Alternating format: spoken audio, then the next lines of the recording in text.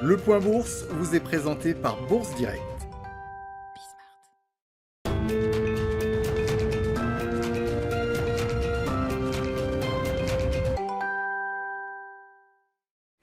La tendance est toujours hésitante, mais en légère hausse à présent à la Bourse de Paris avant l'ouverture des marchés américains. Marchés américains attendus en recul de leur côté à en croire les contrats futurs sur les indices. Pour rappel, hier à la clôture, le Dow Jones perdait 0,02% à 31 430 points. Le S&P 500 gagnait lui 0,17% à 3 916 points, tandis que le Nasdaq Composite gagnait 0,38% à 14 025 points.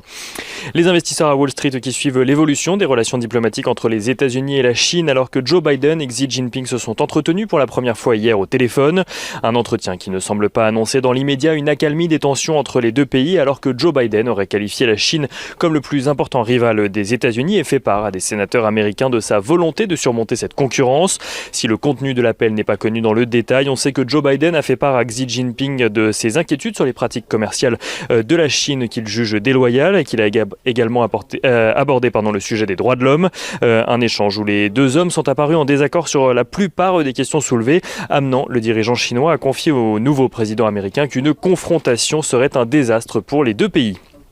Il n'en reste pas moins qu'au sortir de cet appel téléphonique, Joe Biden a appelé plusieurs sénateurs américains à investir massivement dans les infrastructures américaines afin de se mettre au niveau des Chinois, allant même jusqu'à dire « si on ne s'active pas, ils vont manger notre repas ». Au-delà des inquiétudes des investisseurs sur la nouvelle tournure que pourraient prendre les relations sino-américaines alors que celles-ci s'étaient déjà largement dégradées ces derniers mois, les investisseurs attendent d'éventuelles avancées en matière de plan de relance alors que celui-ci nourrit dans le même temps l'espoir d'une reprise économique aux États-Unis, mais aussi les craintes d'une poussée inflationniste face à la hausse des dépenses de consommation que pourrait engendrer le plan. Du côté des entreprises, à présent, les investisseurs à Wall Street suivront aujourd'hui Walt Disney qui a publié des résultats trimestriels supérieurs aux attentes, portés notamment par sa plateforme de streaming qui a contribué à contrebalancer l'impact de la crise sanitaire ayant conduit à la fermeture de ses parcs à thème et au report de plusieurs sorties cinématographiques. Le chiffre d'affaires de Walt Disney recule tout de même de 22% au quatrième trimestre à 16,25 milliards de dollars.